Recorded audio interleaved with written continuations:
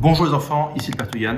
Être un bon marketeur, c'est comprendre le réel. Partage d'écran, leçon de vie, Google Doc. Ok, regardons ça. Donc là on est sur Twitter, suivez-moi sur Twitter, lien en description. Lord Bebo, compte de propagande pro-russe. Écoutons ce qu'a à nous dire les comptes de propagande pro-russe.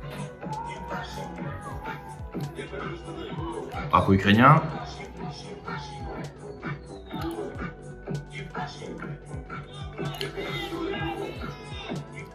Bon, bref, on a compris grosso modo l'idée. L'idée, c'est que la guerre, c'est pour les pauvres. Ok, c'est pour les pauvres et pour les meufs moches. Ok, c'est pas populaire comme opinion, mais c'est la réalité. En gros, pendant que les trous du cul sont en train de mourir à la guerre, eh bien, les meufs bonnes et les mecs qui ont du fric, russes, ukrainiens, peu importe, on s'en fout. En vrai, c'est la même chose. Faut pas le dire, mais c'est la même chose. Eh ben, eux, ils sont à Courchevel. Je crois que Bagatelle, c'est un truc de fils de pute à Courchevel. Je vais pas dans ces endroits-là. Je trouve ça juste abject. En tant que protestant puritain, je trouve ça abject. Bref, donc ce sont des abrutis finis. Mais les abrutis finis, ils sont là. Et pourquoi ils sont là? La meuf là, elle est là parce qu'elle est bonne. Et évidemment, c'est pas elle qui paye. Hein. Donc il y a bien un mec qui paye. Et lui, il est là parce qu'il y a du fric. La réalité, c'est que quasiment tout ce qu'il y a de très con sur Terre, aller mourir à la guerre, servir de cobaye pour les gouvernements, tout ça, c'est pour les gens pauvres ou les meufs qui sont pas bonnes. Je dis pas que c'est bien, je dis pas que c'est mal, je dis juste que c'est comme ça. La réalité, c'est que le mec qui paye pour tout ce bordel, qui paye pour cette espèce de bouteille de champagne dorée derrière, la réalité, c'est que ce mec-là, il a des revenus indépendants du système. Il est pas en train de mourir dans une tranchée parce qu'il a des revenus indépendants du système. Et quand on a des revenus indépendants du système, on est en position de dire va chier. Vous savez, la fameuse théorie du va chier. Ça veut pas dire qu'on dit va chier aux gens. Ça veut dire qu'on est en position de dire va chier. Quand vous avez des revenus qui sont indépendants du système, indépendants du salariat, indépendants de l'État, indépendants de toutes ces conneries-là, vous êtes en position de dire va chier. On veut vous enrôler de force pour aller quelque part? Va chier, je vais en Thaïlande. On veut vous injecter des trucs? Va chier, je vais ailleurs. Il faut se réveiller à 6h du matin pour prendre le RER et se faire égorger? Va chier, je reste chez moi ou je vais ailleurs. Vous êtes en position de pouvoir dire va chier. Okay, je prends le point de vue masculin ici, en tant que mec. La priorité ultime, et ce à quoi j'ai consacré ma vingtaine, c'est de bâtir du cash flow indépendant du système pour être en position de dire va chier. Concrètement, comment on fait? On va se débarrasser des deux bonasses là et on va aller voir le Père Tougan, leçon de vie. Cash flow indépendant du système. Il faut comprendre qu'il y a le cash flow qui est dépendant du système, c'est salaire, transferts sociaux, retraite.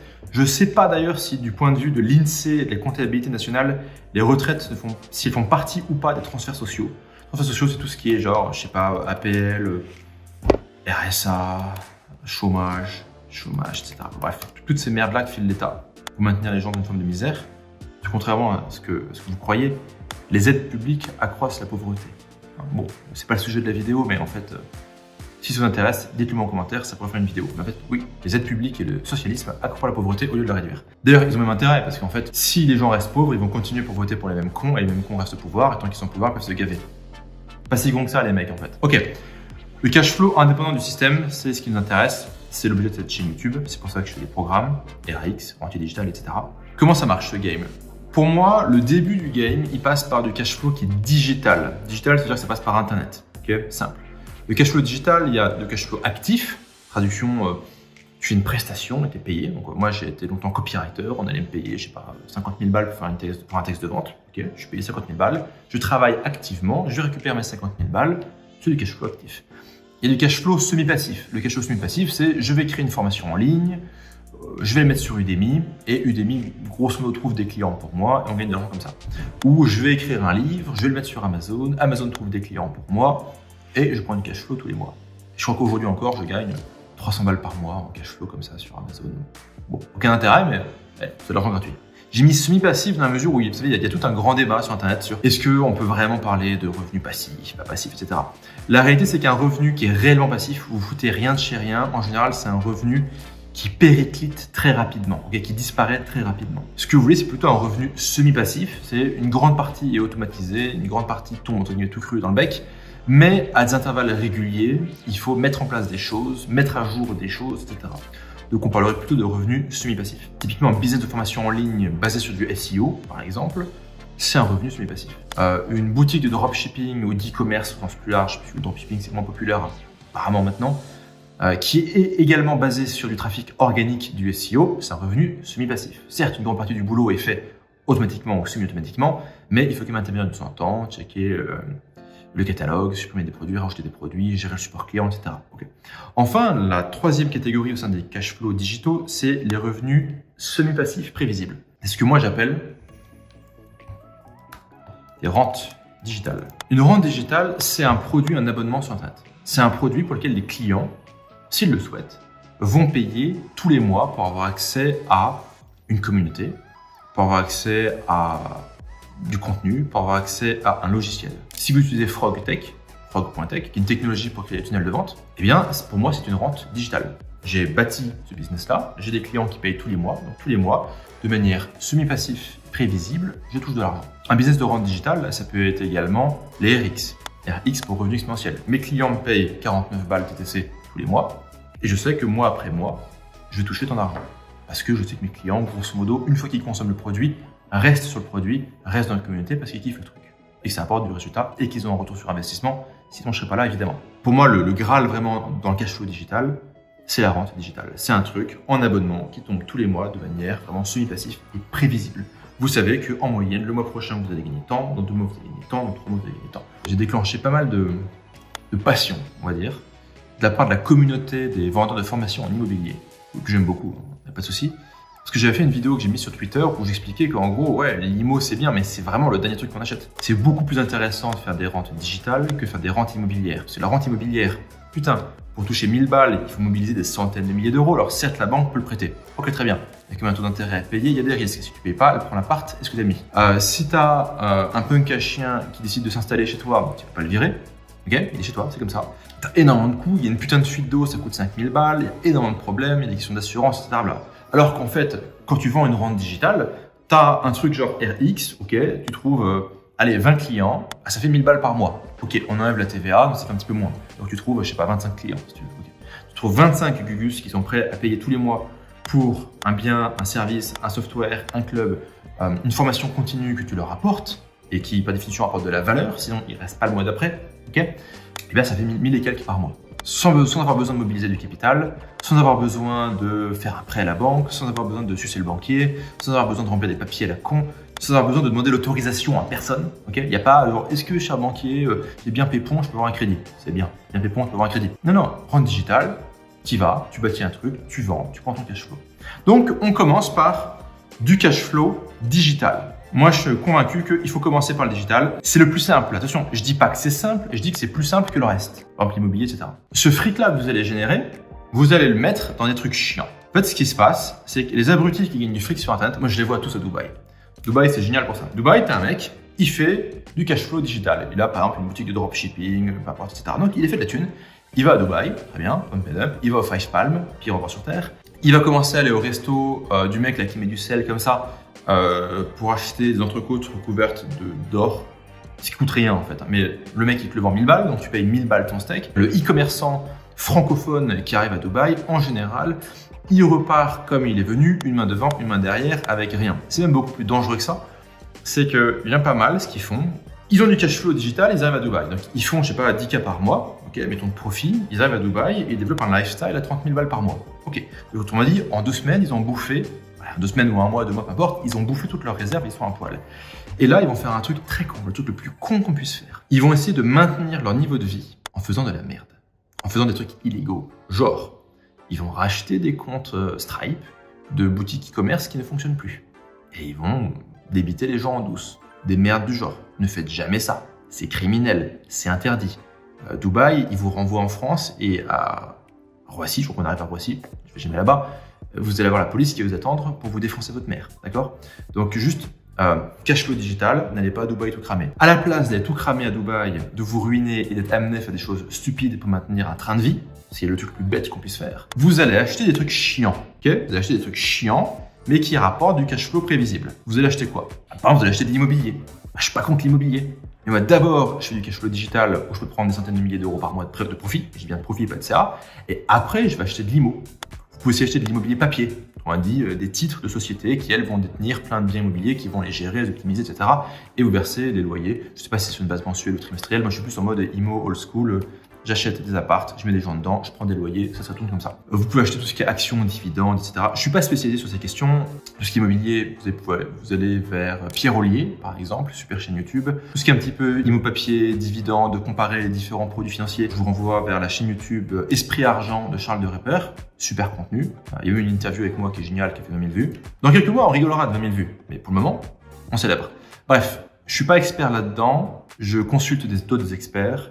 Ce que je vous dis, c'est le cash flow digital, il faut le transformer immédiatement en truc chiant, mais qui rapporte à nouveau du cash flow prévisible. Ok? Donc, ça, c'est l'étape numéro 2. Après, on va organiser le truc différemment. Là, on met, ok, step 1. Ok. Step 2. Je suis un peu maniaque des couleurs, désolé. Step 3.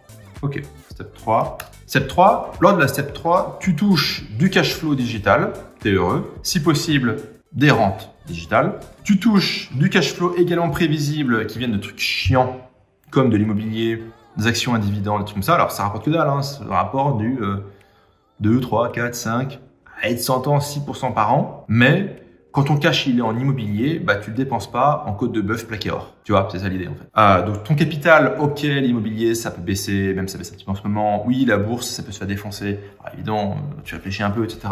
Mais je dirais ton truc ne disparaît pas et ton cash flow continue à rentrer. Donc il y a toujours des fluctuations, il y a toujours une forme d'incertitude, il y a toujours une forme de volatilité, mais c'est pas binaire. C'est pas j'avais du fric, j'en ai plus. Tu vois.